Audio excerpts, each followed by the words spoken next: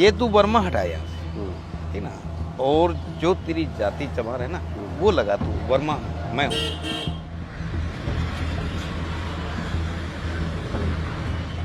GL Verma की इसी पे नजर थी यार। वो फिर आए मेरे पास में, बोले यार तेरे को मैंने बोल दिया, पहले बोल दिया, एक बार बोल दिया तेरे को, तू जब तेरे को कह दिया हूँ कि तू वर्मा मत लिख, जो तेरी जाति चमार है वो चमार लिख, वर्मा हम है, नहीं तो तेरी 2 मिनट में मैं दुकान हटा दूँ। सर लेकिन मैं तो नहीं करता हूँ, लेकिन मैं ज्यादा गाली गलौज मत करो, गाली गलौज मत करो, तो स्वाभिमान से जीने दे दीजिए। गाली गलौज वाला गाली दी आपको नहीं देना चाहिए, ये नहीं। ये है राम अवतार वर्मा। राम अवतार दिल्ली के मयूर विहार में मोची का काम करते हैं, लेकिन राम अवतार वर्मा अपना सरनेम नहीं लगा सकते। उन्होंने अपने सरनेम को कागज से ढक दिया है। ऐसा इसलिए क्योंकि उन्हें वर्मा सरनेम ना लगाने की धमकी दी गई थी। फुटपाथ पर जूते चप्पलों की मरम्मत का काम करने वाले राम अवतार वर्मा का आरोप है कि पास की ही हिंदुस्तान टाइम्स सोसाइटी में रहने वाले जीएल वर्मा नाम के शख्स ने उन्हें वर्मा सरनेम लगाने पर न सिर्फ गालियां दी, बल्कि दुकान हटवा देने की धमकी भी दे डाली। देश की राजधानी में एक दलित व्यक्ति के साथ जातिवाद की ये इंतहा नहीं तो क्या है। जात जात में जात है जो केतन के पात, रैदास मनुष्य न बन सके जब तक जात न जात। आज से करीब 500-600 साल पहले संत रविदास ने चमड़े का काम करते हुए, इसी तरह जूते और चप्पल का काम करते हुए ये वाक्य कहा था, जिसमें वो बताते हैं कि इस देश में जाति व्यवस्था ऐसी है जैसे केले का पत्ता होता है, यानी आप एक पत्ता उतारते जाएं, फिर दूसरा पत्ता आ जाता है, फिर तीसरा पत्ता आ जाता है और अंत में वो खत्म हो जाता है। उसका आधार नहीं रहता केले के पत्ते का, लेकिन फिर भी वो जाति जो है पत्ते की तरह गुथी रहती है। वो खत्म हो जाएगी लेकिन खत्म अपना जाति का स्वरूप नहीं होगा। इसी बात को अगर हम आज के दौर में, जब हम 21वीं शताब्दी में इसके संदर्भ में समझते हैं बातों को, तो पता चलता है कि जाति व्यवस्था ज्यों की त्यों है, जैसा संत रविदास उस समय कह रहे थे। इस वक्त मैं देश की राजधानी दिल्ली में हूं और राजधानी में इसलिए स्पेशली मेंशन कर रहा हूं क्योंकि बहुत सारे लोग ये बात कह देते हैं कि आजकल जातिवाद सिर्फ गांव देहात में होता होगा, बड़े शहरों में जातिवाद नहीं होता। लेकिन देश की राजधानी दिल्ली में जहां पावर सेंटर है, वहां जहां से सारे इस देश के कानून और नीतियां बनती हैं, वहां एक व्यक्ति अपने सरनेम के साथ नहीं रह सकता, अपनी जातीय पहचान के साथ नहीं रह सकता, बल्कि उसको जाति सूचक शब्द कहे जाते हैं, गालियां दी जाती है और अपना सरनेम हटा लेने का दबाव बनाया जाता है। मैं इस वक्त दिल्ली के मयूर विहार में हूं और यहाँ पर एक जगह है जहाँ ये फुटपाथ पर राम अवतार वर्मा हैं और ये मोची का काम करते हैं, यानी जूते चप्पल सिलने का काम करते हैं। ये खास तरीके की कारीगरी है जिसे खासकर चमार समुदाय से आने वाले व्यक्ति अपने जो भारत की जाति व्यवस्था थी जो उन पर थोपी गई, उसकी वजह से वो इसमें काम करते रहे और वो हुनर जो है वो उनकी कला के रूप में उभरा और इस देश में जूते चप्पल बनाने की जो आज व्यवस्था देखते हैं उसके पीछे ऐसे ही लोगों की कारीगरी है। तो राम अवतार वर्मा है और इनको जो कहानी है वो खुद बताएंगे और मैं आपको बस शॉर्ट में बता देता हूँ कि इनका नाम है राम अवतार वर्मा। चमार जाति से आते हैं, लेकिन यहाँ पर रहने वाले जीएल वर्मा नाम के एक एडवोकेट हैं, वकील हैं, जिन्होंने इन पर दबाव बनाया कि आप वर्मा सरनेम हटा लीजिए। इनसे जानते हैं कि क्या मामला है। राम अवतार जी, क्या हुआ था, क्या मामला बता पाए? ये 4-5 महीने का ये सिलसिला है सर। ये तो क्या है कि मैं पहले बहुत पुराना बैठता था, फिर मैं गाँव चला गया, ठीक है, यहाँ छोड़ करके। फिर मेरी बुआ जी का ठिया है उधर, मैं उस पर बैठने लग गया, मेरे गाँव में करने लग गया। अब कोरोना काल लग गया, मेरे 2 ऑपरेशन हो गए सर। फिर मैंने देखा ले अपनी पुरानी जगह चल के करके अपना गुजारा करते हैं जी। तो मैं यहाँ बैठ गया अपने आराम से, कोई दिक्कत नहीं है मेरे को। इसमें हिंदुस्तान अपार्टमेंट में जीएल वर्मा नाम एक व्यक्ति है, जीएल वर्मा साहब जी रहते हैं यहाँ। उनका ऑफिस है सामने जो सिक्का प्लाजा मार्केट है उसमें। वो जब उधर से गुजरे तो मैं क्या है कि भाई अपना ग्राहक को भाई जय मान ले थोड़ा नाम का भी पता पड़ जाए कि भाई इसका नाम राम अवतार है। और मोबाइल भी मैंने ये किया, नंबर थोड़ा सा गलती से लगा दिया, फिर बाद में लगाया मैंने, मुझको यार 7 नंबर तो लिखा ही नहीं मैंने तो मैंने इसका भी थोड़ा शुद्धिकरण कर रखा है। ये 7 है ये जी। और राम अवतार वर्मा, इसके नीचे भी राम अवतार वर्मा है। और जब कुछ ये वीडियो किसी व्यक्ति को, जैसे मान ले कि मेरे पास, जैसे मैं बुआ जी की लड़की की दुकान पर बैठता था, तो वो व्यक्ति मेरी फोटो खींच रखी थी। तो वहाँ बुआ जी की दुकान, जो बुआ जी की लड़की है ना, वो डॉक्टर भीमराव अम्बेडकर का पल्ले पे लगा रखे लगा के रखते। अच्छा। वो व्यक्ति जो था वो मेरी फोटो खींच लिया उस दुकान में, ऊना इनकलेव गेट नंबर 1 के बगल में। तो वो बोले तुम तो पहले उधर बैठे। मुझको हाँ भैया वो बुआ जी की ठिया है, यहाँ मैं पहले बैठता था। तो जय मान ले अब भाई 2-2 का गुजारा नहीं होता, अपना यहाँ बैठ के कर लेंगे भाई अपना गुजारा। अच्छा बोलो ठीक है। तो बोलो मुझको जी यहाँ वर्मा की सारी दिक्कत हो रही है, डॉक्टर भीमराव अम्बेडकर की तो तस्वीर कहाँ लगाएंगे, क्यों ये देखो मुझको एक। फिर मैंने उसको जो मेरी घटना है वो मैंने बताया कि साहब जैसे मान लो जी वर्मा कहते हैं भाई, जय मान ले को वर्मा के नहीं ये कहते हैं कि तो जैसे मान ले बोलो चल कोई बात नहीं, बता तेरी जो घटना है। तो मैंने उसको पूरी बात बताई, ठीक है। और उसने ये वायरल उठी थी, फिर बात बोले तेरे को न्याय मिलेगा। जीएल वर्मा पास की ही हिंदुस्तान टाइम्स सोसाइटी में रहते हैं। वो जाति से ओबीसी हैं और राम अवतार के मुताबिक उन्हें ये बर्दाश्त नहीं था कि कोई दलित वर्मा सरनेम लगाए, जबकि उनके लीगल डॉक्यूमेंट्स में उनका नाम वर्मा ही है। धमकी मिलने के बाद उन्होंने अपने सरनेम पर अखबार का टुकड़ा चिपका दिया। जीएल वर्मा ने जी ये कहा है कि भाई सुन देख, ये जो तेरा ये है ना ये, क्योंकि उनके हाथ में एक थोड़ा सा डंडा था, तो उससे बोले ये है ना, ये तू वर्मा हटाया, ठीक ना, और जो तेरी जाति चमार है ना वो लगा तू वर्मा मैं हूँ। मगो सर जी नहीं, मगो कोई दिक्कत वाली बात नहीं है। मगो साहब नहीं बोले देख इसमें ज़्यादा मतलब जय मान ले वो बनने की कोशिश मत करना, मैं तेरा 2 मिनट में सामान उठवा दूँगा, तेरी दुकान उठवा दूँगा।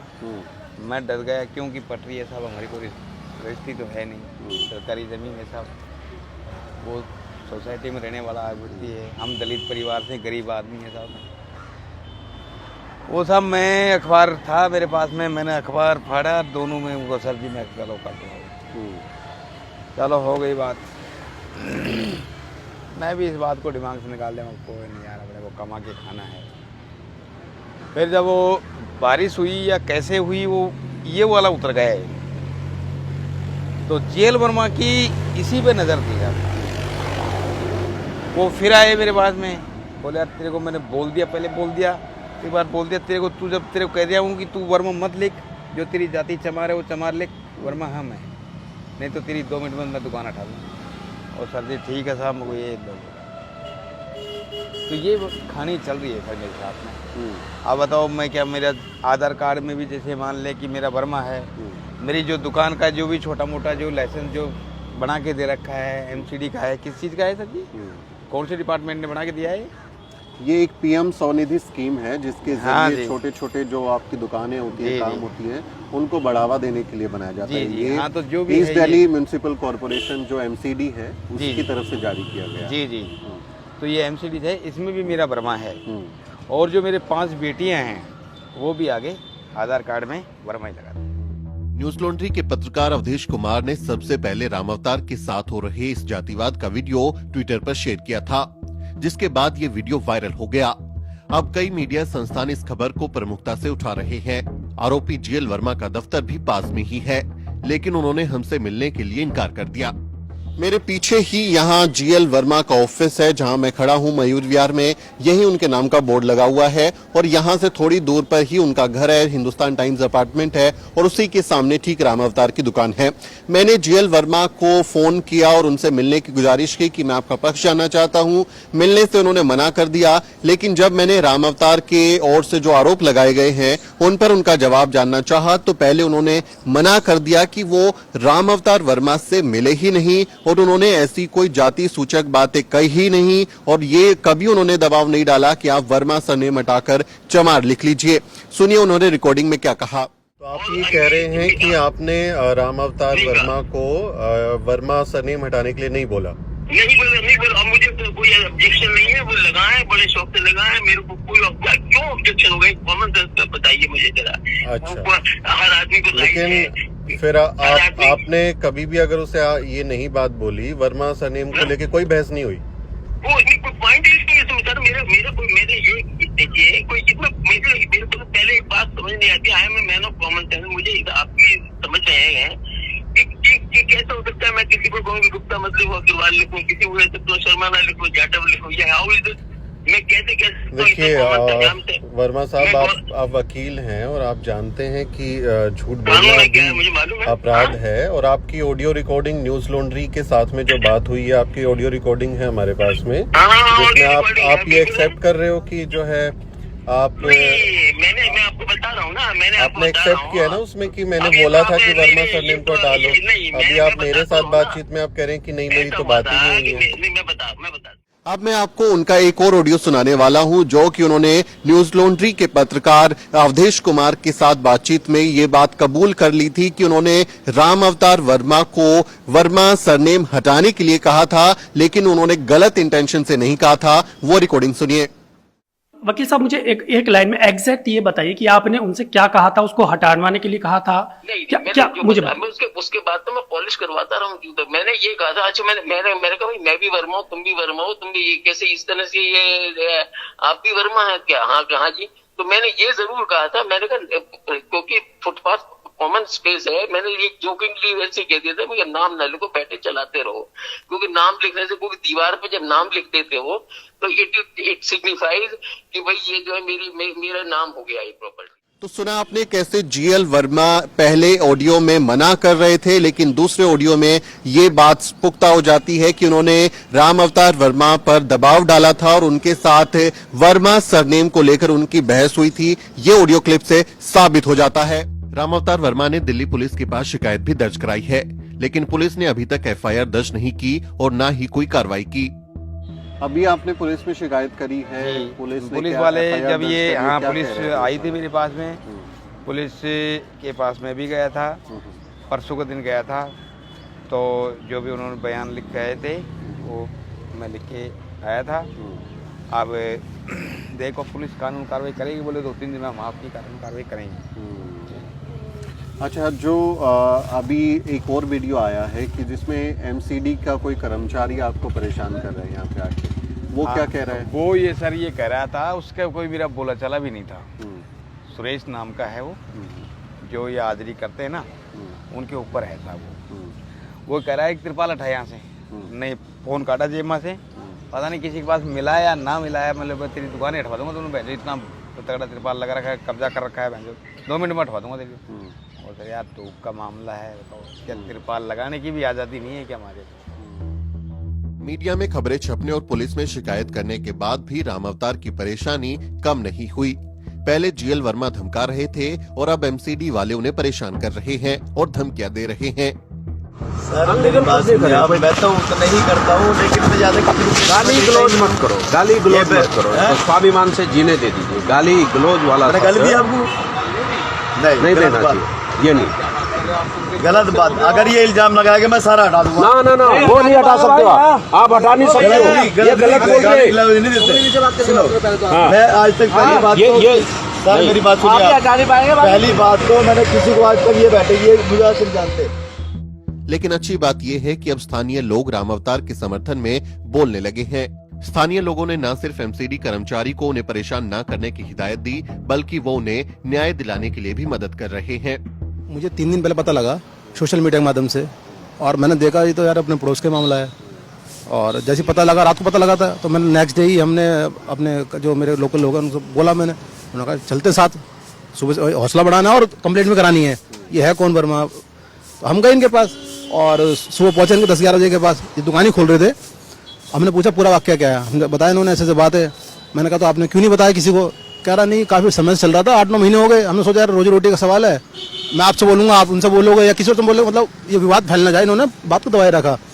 मैंने कहा तो आपको बहुत बताना चाहिए ना, चलो आप नहीं बताते तो किसी एक बंदे को बताते कि वैसे दिक्कत दे रहे हैं हम आपको पर्सनल दिक्कत मदद करते हैं आपकी। इन्होंने बात को दबाए रखा, मतलब 5-6 महीने वो करीब बता रहे हैं। फिर हम जैसे परसों आएंगे पास, हमने कहा पुलिस साहब के पास, कह रहे हाँ पुलिस वाले आए, पर वो कह रहे थाने आओ। मैंने थाने क्यों आया, फिर हमने तभी फ़ोन मिलाया पुलिस को नंबर लेके, तो बीट कांस्टेबल से बात हुई थी। हमने बोला कि ऐसे बात है, आप इस पर क्या एक्शन ले रहे हैं? कह रहा आप कौन? मैंने कहा स्थानीय निवासी बोल रहा हूँ मैं, और इनकी मदद के लिए आए हुए हैं। चमार जाति के ज्यादातर लोग मोची का काम छोड़ चुके हैं, लेकिन राम अवतार अनपढ़ हैं और उन्हें इस काम के अलावा कोई और काम नहीं आता। वो हुनरबाज हैं और अपने हुनर के जरिए अपने बच्चों का पेट भर रहे हैं, लेकिन फिर भी कुछ जातिवादियों को ये रास नहीं आ रहा। चमड़े मांस और रक्त से जन का बना आकार आंख पसार के देख लो सारा जगत चमार, कह रैदास खलास चमारा, जो हम सहरी सो मीत हमारा। संत रविदास ये बात अपना पेशा जारी रखते हुए कह रहे थे। मेहनतकश तबके के व्यक्ति थे, मेहनत कर रहे थे और समाज को बेहतर बनाने की कोशिश कर रहे थे। उसी तरह राम अवतार वर्मा जैसे लोग भी मेहनत करते हैं, मेहनत की रोजी रोटी खाते हैं, दक्षिणा पर नहीं पलते, किसी की हकमारी नहीं करते। लेकिन क्या एक व्यक्ति को मेहनत के साथ अपनी रोजी रोटी कमाने का अधिकार नहीं है? क्या एक व्यक्ति को इस देश की राजधानी में अपना मनचाहा नाम जो उसका लीगल नेम है वो इस्तेमाल करने का अधिकार नहीं है?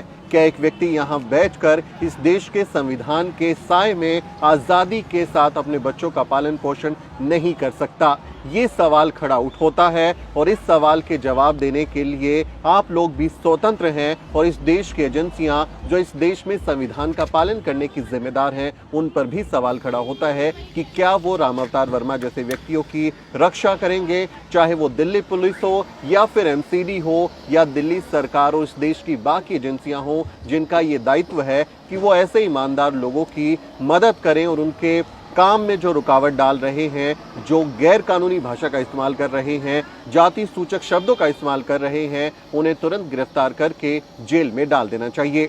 आपका इस पूरे मसले पर क्या कहना है? राम अवतार वर्मा की इस कहानी पर आप क्या सोचते हैं? इस देश में पसरे जातिवाद पर आपकी क्या राय है? कमेंट करें। आपसे अपील है कि इस वीडियो को अन्य लोगों के साथ शेयर करें। मेरा नाम सुमित चौहान है और इस वीडियो स्टोरी में मेरी मदद कर रहे हैं मेरे सहयोगी मोहित। अगले किसी वीडियो में मुलाकात होगी दोस्तों, तब तक आप देखते रहिए द न्यूज़ बीट।